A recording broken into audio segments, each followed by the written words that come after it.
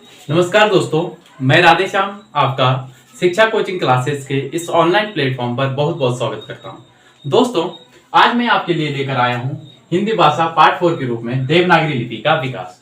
दोस्तों, इससे पहले हमने देखा देवनागरी लिपि, उसकी उत्पत्ति, उसका नामकरण और इसकी क्या क्या विशेषताएं, गुण और दोष क्या क्या थे, वो हमने पिछली वीडियो में जाने। दोस्तों, यदि आपने हमारा वह पिछला वीडियो नहीं देखा है तो कृपया डिस्क्रिप्शन में जाकर लिंक को फॉलो करते हुए उस वीडियो को जरूर देखें। दोस्तों, तो आइए आज हम डिस्कस करते हैं देवनागरी लिपि के विकास पर। दोस्तों, इसका मेरा कहना है कि अंग्रेजों के समय और स्वतंत्रता के पश्चात देवनागरी लिपि के लिए क्या क्या सुधार हुए हैं उस पर हम बात करेंगे। दोस्तों, अंग्रेजों ने हिंदी को फारसी लिपि में लिखने का प्रयास किया। दोस्तों, अंग्रेजों ने हिंदी को फारसी लिपि में लिखने का प्रयास किया। इसको हम जो देवनागरी लिपि का विकास क्रम है या विकास है, स्वतंत्रता पश्चात और स्वतंत्रता पूर्व, इसको दोस्तों हम फैक्ट के रूप में जानने की कोशिश करेंगे। दोस्तों, फोर्ट विलियम कॉलेज कोलकाता के हिंदुस्तानी विभाग के सर्वप्रथम अध्यक्ष जॉन गिलक्रास्ट के अनुसार हिंदुस्तानी की 3 शैलियां थी। हिंदुस्तानी जो भाषा है, हिंदी जो भाषा है, उसकी 3 शैलियां थी। सबसे पहले फोर्ट विलियम कॉलेज, फोर्ट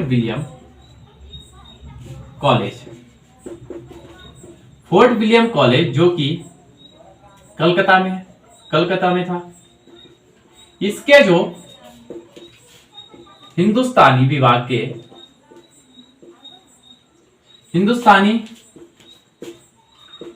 के सर्वप्रथम जो अध्यक्ष थे, कौन? जॉन गिलक्रास्ट। हिंदुस्तानी विभाग के फोर्ट विलियम कॉलेज कलकत्ता के हिंदुस्तानी विभाग के जो सर्वप्रथम अध्यक्ष थे जॉन गिलक्रास्ट। इनके अनुसार दोस्तों हिंदुस्तानी की 3 शैलियां थी। हिंदुस्तानी जो लिपि है उसकी 3 शैलियां थी। नंबर 1 शैली थी दोस्तों फारसी शैली। दूसरी थी हिंदुस्तानी शैली और तीसरी शैली थी दोस्तों हिंदवी।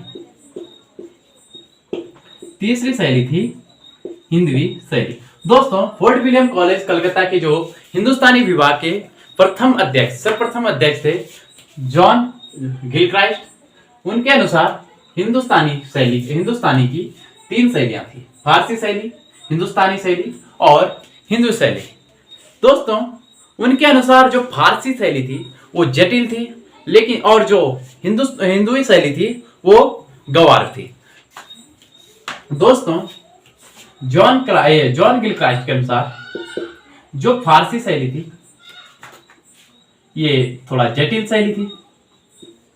थी और जो हिंदुई थी इसका रूप कैसा था? गंवार, यानी गांव में जो बोली जाने वाली शैली होती है।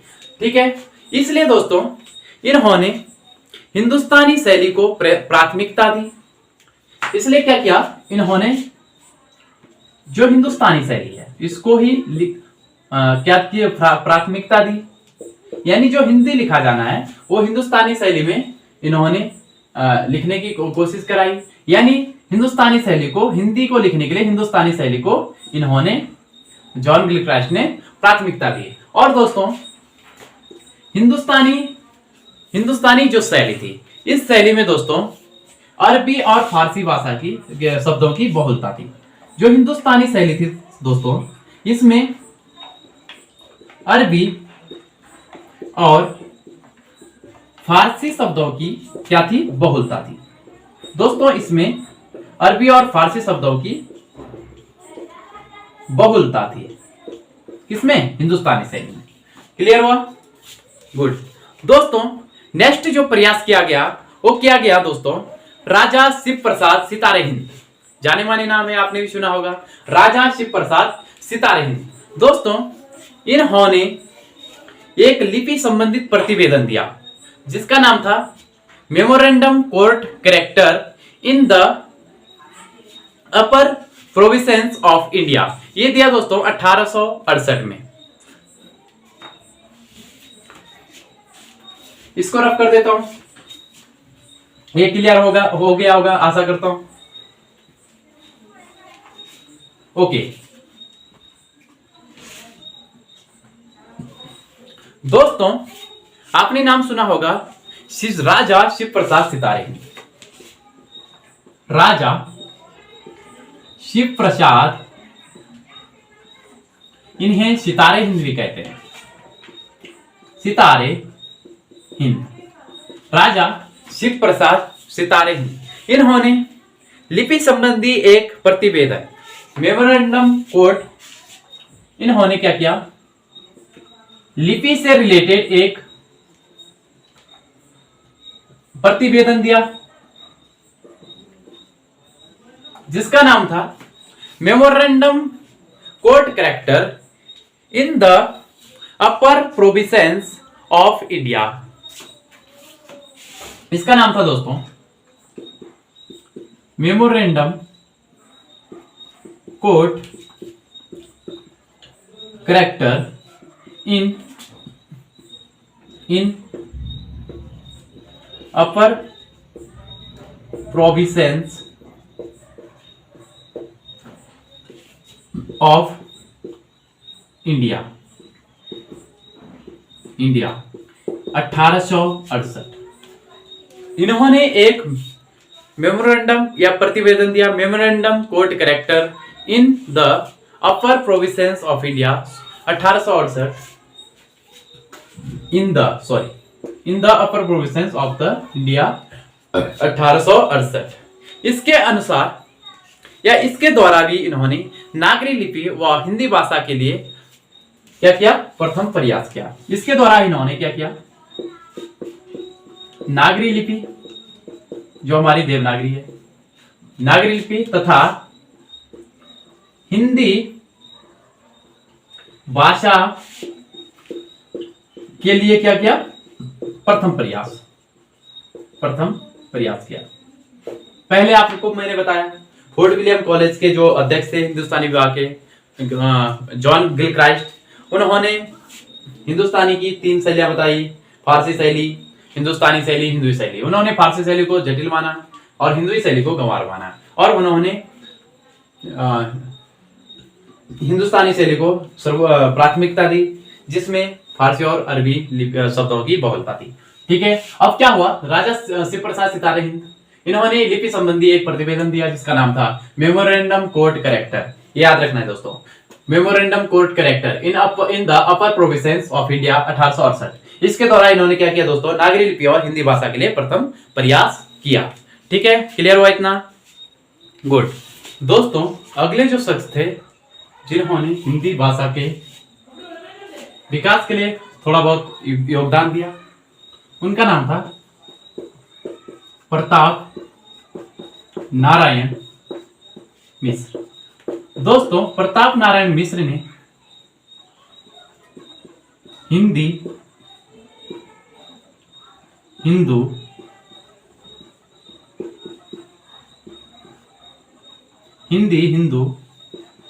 हिंदुस्तानी का नारा दिया। दोस्तों, प्रश्न आता है हिंदी हिंदू हिंदुस्तानी का नारा किसने दिया? तो दिया दोस्तों प्रताप नारायण मिश्र ने। दोस्तों, नेक्स्ट जो शख्स आते हैं वो आते हैं मेरठ के एक पंडित थे, मेरठ के पंडित जिनका नाम था गौरीदत्त। दोस्तों, गौरीदत्त ने क्या किया, नागरी प्रकाश 1874 में। दोस्तों, 1874 में 1874 में इन्होंने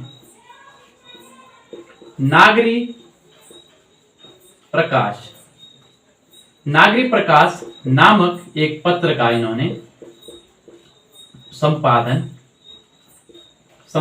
किया। दोस्तों, मेरठ के एक पंडित गौरीदत्त ने 1874 में नागरी प्रकाश नाम के एक पत्र का संपादन किया। साथ ही दोस्तों इन्होंने Devanagari gazette, Devanagari gazette, Devanagari gazette. दूसरा देवनागर, और तीसरा देवनागरी प्रचारक। दोस्तों, मेरठ के एक पंडित थे जिनका नाम था गौरीदत्त, जिन्होंने 1874 में नागरिक प्रकाश नाम के पत्र का संपादन किया। साथ ही देवनागरी गजट, देवनागर और देवनागरी प्रचारक नामक पत्रों का भी इन्होंने क्या किया, प्रकाशन किया। और देवनागरी गजट, देवनागर और देवनागरी प्रचारक नामक पत्रों का प्रकाशन करके भी देवनागरी लिपि के विकास में महत्वपूर्ण योगदान दिया। दोस्तों, नेक्स्ट जो शख्स आते हैं वो आते हैं श्याम सुंदर दास, बाबू श्याम सुंदर दास, रामनारायण मिश्र और शिव कुमार सिंह। दोस्तों, तीसरे जो आते हैं बाबू श्याम सुंदर दास, नेक्स्ट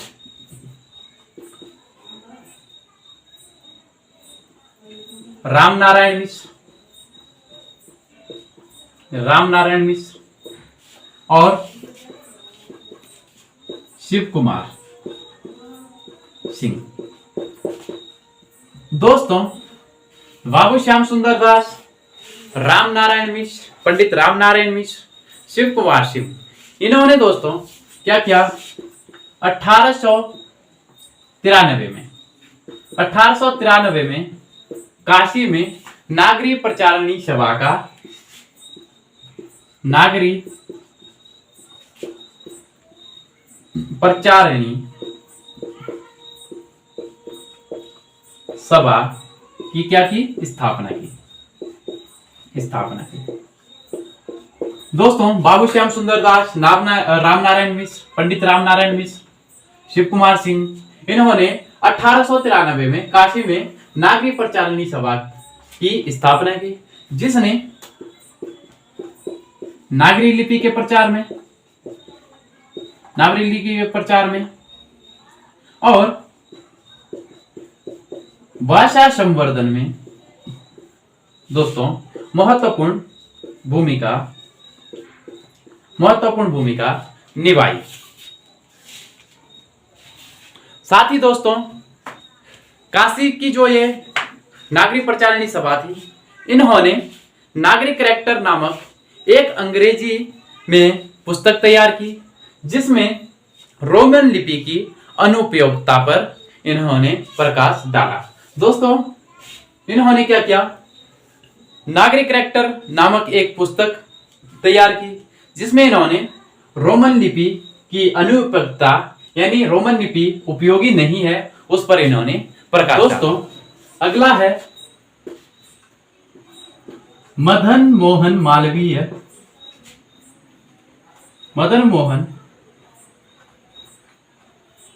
दोस्तों, अगला है मदन मोहन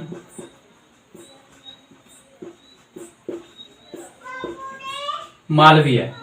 दोस्तों, मदन मोहन मालवीय के नेतृत्व में 17 सदस्यीय प्रतिनिधि मंडल ने संयुक्त प्रांत का जो गवर्नर था एंटोनी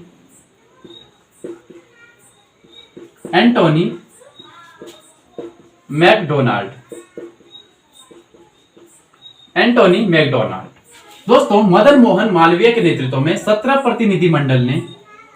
सदस्यीय प्रतिनिधि मंडल ने एंटोनी मैकडोनाल्ड को भाषा संबंधी एक प्रतिवेदन भेजा या प्रतिवेदन सौंपा, जिसका नाम था code character and primary education, code character and primary education in north western north western, जिसका नाम था code character and primary education in north western provinces provinces provinces. दोस्तों, मदन मोहन मालवीय के नेतृत्व में 17 सदस्यीय प्रतिनिधिमंडल ने एंटोनी मैकडोनाल्ड, जो संयुक्त प्रांत के गवर्नर थे, उनको एक प्रतिवेदन भेजा जिसका नाम था code character and primary education in north western provinces.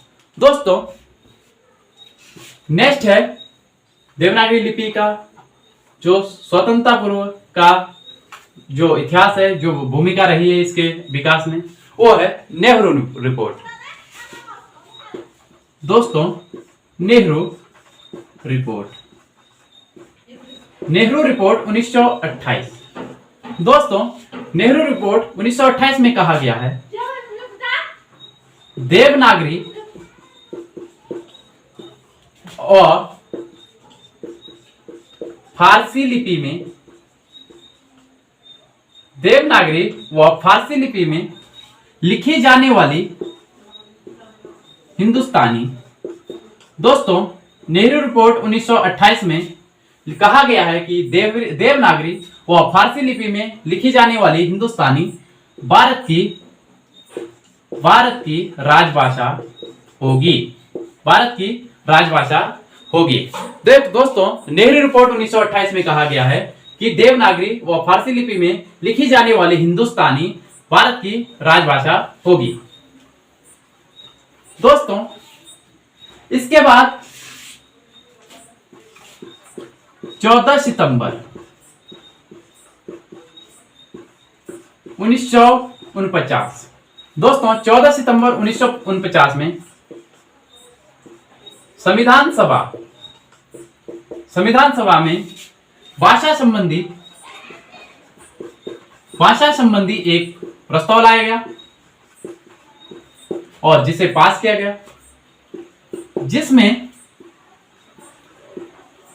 अनुच्छेद 343 के 1 में, दोस्तों, 14 सितंबर 1949 को संविधान सभा में एक प्रस्ताव पारित किया गया जिसमें अनुच्छेद 343(1) में प्रावधान किया गया कि भारत की जो राजभाषा होगी, भारत की राजभाषा हिंदी होगी। भारत की राजभाषा हिंदी होगी और जिसकी लिपि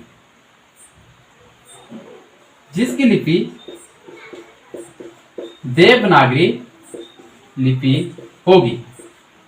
दोस्तों, 14 सितंबर 1949 को संविधान सभा में भाषा संबंधी एक विधेयक पारित किया गया जिसमें प्रावधान किया गया कि अनुच्छेद 343 के 1 में प्रावधान किया गया कि भारत की राजभाषा हिंदी होगी तथा इसकी लिपि देवनागरी लिपि होगी।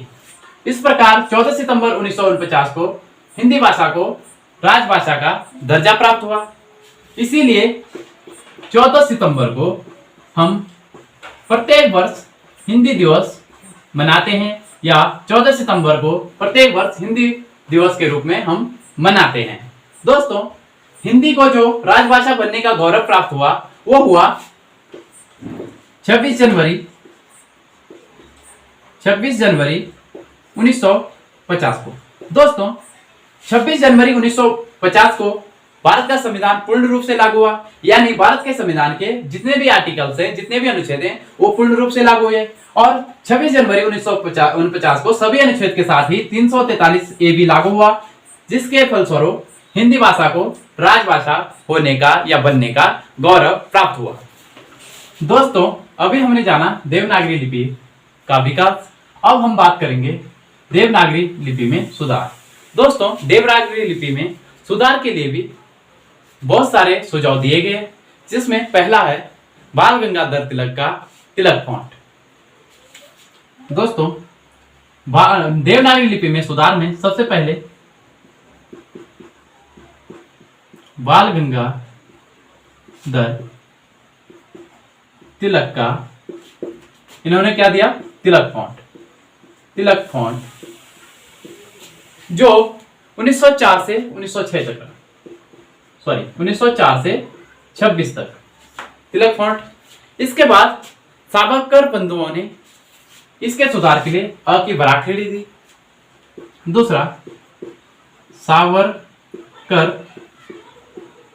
बंधुओं की अ की 12 खड़ी। दोस्तों, देवनागरी लिपि में सुधार में पहला तिलक फॉन्ट 1904 से 1926। दूसरा, सावरकर बंधुओं की अ की 12 खड़ी। तीसरा दोस्तों, श्याम सुंदर दास का पंचमाक्षर के बदले अनुस्वर का प्रयोग। दोस्तों, श्याम सुंदर दास ने सुझाव दिया, श्याम सुंदर दास ने एक सुझाव दिया जो पंचमाक्षर है, पंचमाक्षर के बदले इन्होंने, श्याम सुंदर दास ने पंचमाक्षर के बदले इन्होंने अनुस्वर का सुझाव दिया। अनुस्वर दोस्तों, पंचमाक्षर जैसे हम स्पर्शी व्यंजन में देखते हैं, क ख ग घ घ, च छ ज ज ञ, ट ठ ड ढ ण, ठीक है, और त थ द द न, प फ ब ब म, इनके बदले दोस्तों इन्होंने अनुस्वर का सुझाव दिया। जैसे हम लिखते हैं गंगा, तो अनुस्वर का दिया। हालांकि गंगा को चाहे तो हम गंगा भी लिख सकते हैं, ग और घ गा, गंगा। लेकिन दोस्तों, जो श्याम सुंदर दास ने एक सुझाव दिया कि इस पंचमाक्षर की जगह हम अनुस्वर का प्रयोग देवनागरी लिपि में करेंगे। ठीक है, नेक्स्ट जो था दोस्तों, हिंदी साहित्य सम्मेलन का इंदौर अधिवेशन और काका कालेकर के नेतृत्व में नागरी लिपि सुधार समिति। दोस्तों, नागरी लिपि सुधार समिति। दोस्तों, जो ये नागरी लिपि सुधार समिति है, इसका गठन दोस्तों 1935 में हुआ। इसका गठन 1935 में हुआ। नागरी लिपि सुधार समिति का गठन 1935 में हुआ। और यह हिंदी साहित्य सम्मेलन इंदौर, जो हिंदी का साहित्य सम्मेलन हो रहा था इंदौर में, इंदौर अधिवेशन में, और जो काका कालेकर, दोस्तों नागरी लिपि सुधार समिति 1935 का जो गठन हुआ, ये हिंदी साहित्य सम्मेलन का जो इंदौर अधिवेशन था उसमें काका कालेकर के नेतृत्व में हुआ। यानी नागरी लिपि सुधार समिति का गठन 1935 में काका कालेकर के नेतृत्व में हिंदी साहित्य सम्मेलन इंदौर अधिवेशन में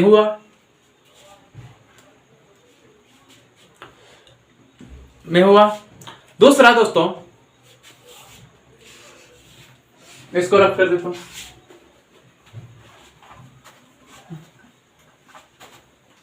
दूसरा, उत्तर प्रदेश सरकार ने एक समिति बनाई जिसका नाम था दोस्तों आचार्य नरेंद्र देव समिति।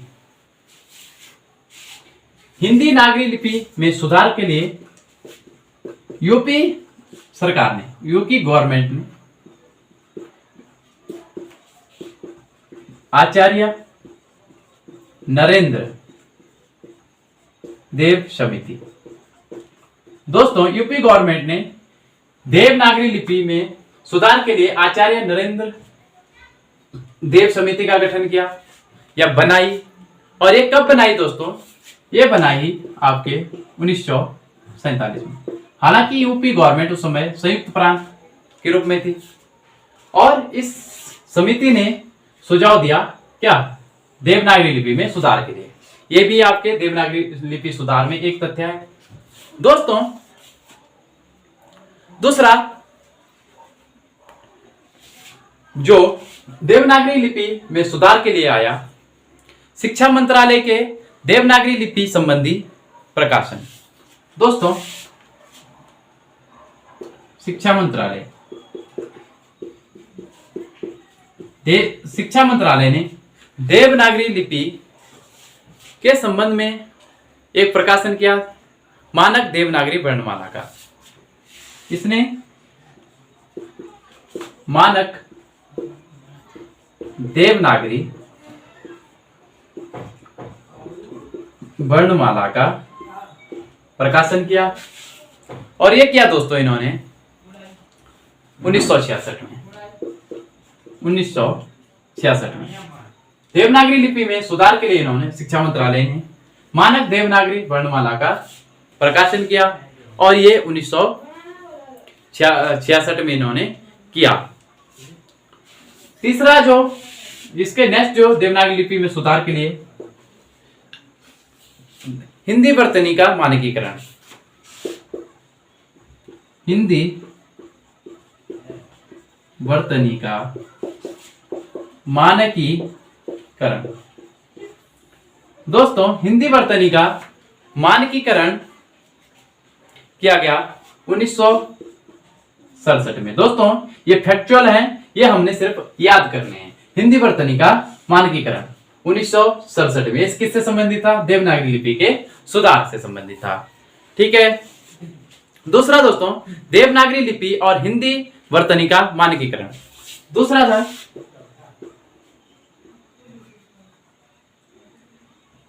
देवनागरी लिपि व हिंदी देवनागरी लिपि व हिंदी वर्तनी का मानकीकरण।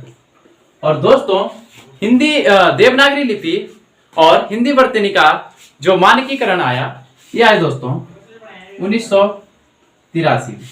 दोस्तों देवनागरी लिपि में सुधार के संदर्भ में ये तथ्य हमें याद रखने हैं जो एग्जाम में पूछे जा सकते हैं और एग्जाम की दृष्टि से काफी महत्वपूर्ण है।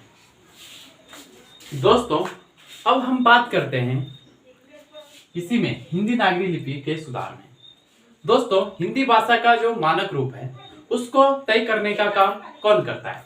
दोस्तों हिंदी भाषा का जो मानक रूप होता है या जो मानक हिंदी होते हैं उसका जो निर्धारण करता है वो करता है दोस्तों केंद्रीय हिंदी निदेशालय।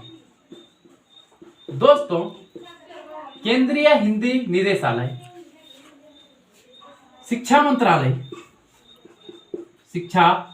मंत्रालय भारत सरकार के अधीन कार्य करने वाला एक निदेशालय है जो हिंदी के मानक रूप को तय करता है या हिंदी के मानक रूप को निर्धारित करता है। दोस्तों मैं आपको एक और बात बताना चाहता हूं। राजभाषा विभाग प्रश्न आता है, राजभाषा विभाग किस मंत्रालय के अधीन है? दोस्तों राजभाषा जो विभाग है वो गृह मंत्रालय के अधीन आता है। ये दोस्तों जो राजभाषा विभाग है इस कंफ्यूजन या इस डॉट में नहीं रहना है कि ये शिक्षा मंत्रालय के अधीन आता है। दोस्तों राजभाषा विभाग गृह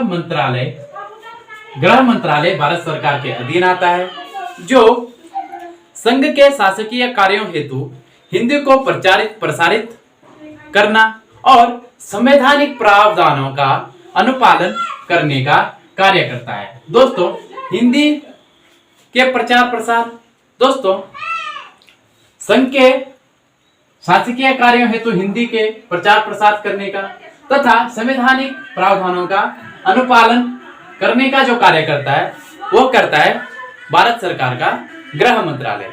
और गृह मंत्रालय के अंतर्गत गृह मंत्रालय के अधीन ही हमारा राजभाषा आयोग है। दोस्तों तीसरा अब मैं बात करना चाहूंगा अनुसूची 8 पर। अनुसूची 8 दोस्तों अनुसूची 8 भारत की भाषाओं से संबंधित है जिसमें भारत की 22 भाषाओं और क्षेत्रीय बोलियों को शामिल किया गया है जिसमें 22 में है हिंदी, संस्कृत, कोंकणी, डोगरी, नेपाली, बोडो, मराठी, जिनकी लिपि दोस्तों सबकी देवनागरी लिपि है।